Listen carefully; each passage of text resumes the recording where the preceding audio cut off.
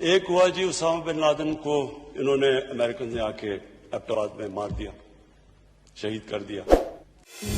امریکہ سے جس طرح ہم نے وار آن ٹیرر میں ان کا ساتھ دیا اور جو ذلت اٹھانی پڑی میرے ملک کو، میں نہیں سمجھتا کہ کبھی بھی کوئی ملک ایک وار آن ٹیرر میں ساتھ دے اور ان کا ساتھ دے اور وہ برا بھلا بھی ہمیں کہیں کامیاب افغانستان میں نہ ہو تو وہ بھی پاکستان ذمہ دار ہے اوپنلی۔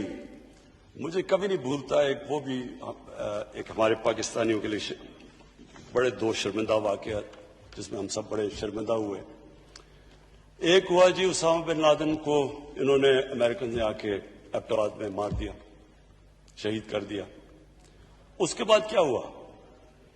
ساری دنیا نے ہمیں گالیاں نکالی، برا ہمیں کہا، ہمیں برا بھلا کہا، یعنی ہمارا اہلائے ہمارے ملک میں آ کے مار رہا ہے کسی کو اور ہمیں نہیں بتا رہا، اور 70,000 پاکستانی مر چکے ہیں ان کی جنگ کے لیے۔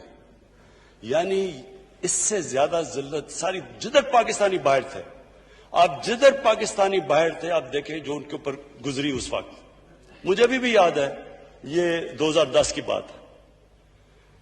اس کے بعد کیا ہوا؟ ڈرون اٹیکس ہو رہے ہیں پاکستان میں، پاکستانی گورنمنٹ کہتی ہے ہم کچھ نہیں کر رہے، یا ہم مذمت